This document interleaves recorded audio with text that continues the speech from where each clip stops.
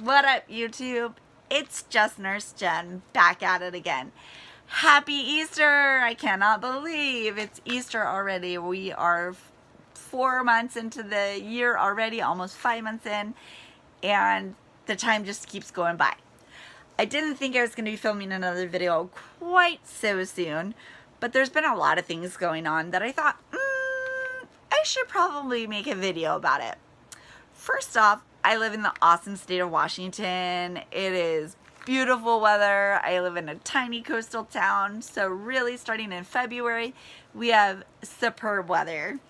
Not too hot, not too cold, not gray all the time like in other areas. So it's pretty darn good. But right now there's a pretty significant bill that is great for nurses, really advocating for us making sure that we do get our breaks.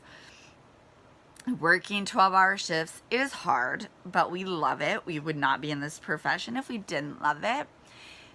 But at the very end of this bill, some of the legislatures, fellow females by the way, made some pretty damaging comments that have taken healthcare workers and the healthcare industry, which in the US is already subpar, unfortunately, and it feels like we've just pushed ourselves back another 4 years.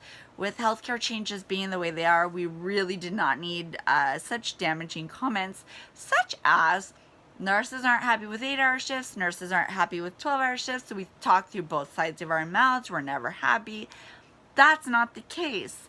Nurses want their breaks. We are entitled to our breaks. It's not easy to take a break like with other professions.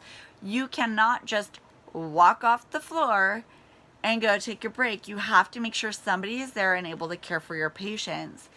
And things change like that in healthcare. You never know when your patient might go and crump on you or crump on your coworkers. So you have to make sure you report off. You're doing the right things, following all the right laws that we've all been taught through nursing school. The other part of that is they decided, since we talked through both sides of our mouth, the solution would be, coming from somebody that's not a nurse, by the way, that we'll just make them work 8-hour shifts like the common Monday through Friday worker, 9 to 5, and be done with it. That's not the solution. Actually, that's completely opposite of that. You would want your loved one to have the best care possible, which is what we always strive to do, excellence in everything. And 8-hour shifts is not the solution. When I first moved out to my tiny coastal town, I worked at 2 different hospitals here, both rural critical access hospitals, and one of them had 8-hour shifts, one of them had 12. I've always come from working 12-hour shifts for almost 19 years now, and going into an 8-hour shift hospital was hard, working 5 days a week. That sounds silly, but 5 days a week where you are working in this mental capacity, physical capacity, it is exhausting. It is basically working double time because your brain doesn't shut off and you're trying to cram everything you would normally be able to space out over 12 hours into a tiny 8-hour shift. Not only that, but something called patient continuity, or the continuity of care, is fractured. What I think is important when I give my SBAR report is not as important to the next person or the person after that. So you have 3 shifts of nurses handing off a report and possibly missing things or changes in a patient's condition, as opposed to somebody who works 12-hour shifts. You hand off a report, and generally nurses are able to work their shifts back to back or relatively there in that proximity. Therefore, you're able to see what's changed with your patient since you saw them less than 12 hours previously. So that's not the solution. That was a very naive and ignorant statement to make from somebody who's not in the healthcare field. Also, another legislature in Washington that unfortunately people voted for made the comment that, again, is very damaging. These females that don't have any nursing background whatsoever said that nurses probably are just playing cards anyway. I don't think I've ever seen, or while I've been a patient, I haven't ever been in a unit where we play cards. I've never been in a unit as a patient where I've seen nurses playing cards. A lot of the times you have longer wait times in periods because your nurses are running their tail feathers off trying to take care of their patients. So that's something that's very archaic. Occasionally nurses might look like they are just playing on the computer. We're not playing on the computer. We are charting. We have to document our tail feathers off too. We have to be able to make sure that your insurance is going to cover your hospital bill.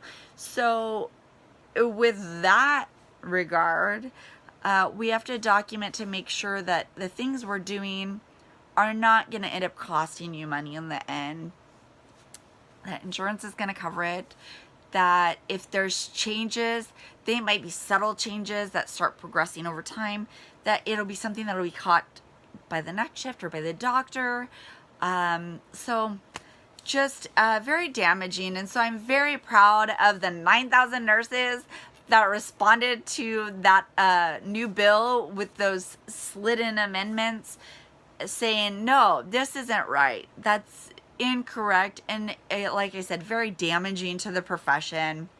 So please, anybody who lives in Washington seeing this, please, please, please, please email, call, write, send the deck of cards, which is like trending right now, sending a deck of cards to the legislatures, to the ladies who made those comments saying that all we do is play with cards.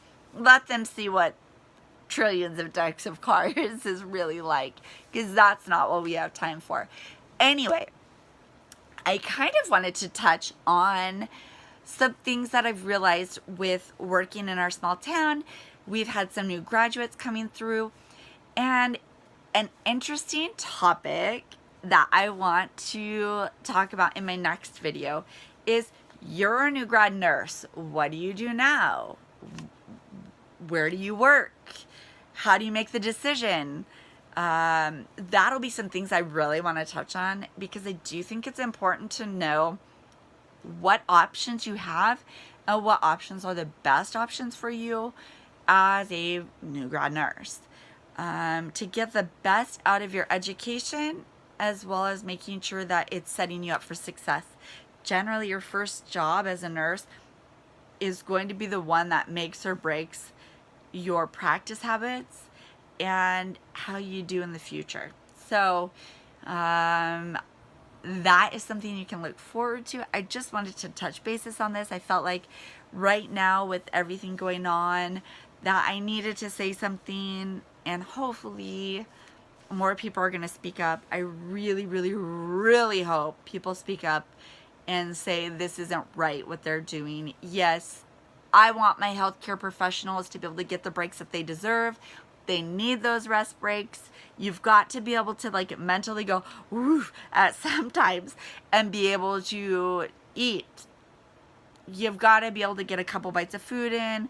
You've got to be able to go to the restroom. You need to be able to decompress every once in a while so that you can continue on providing high caliber nursing care, because that's what we want to do.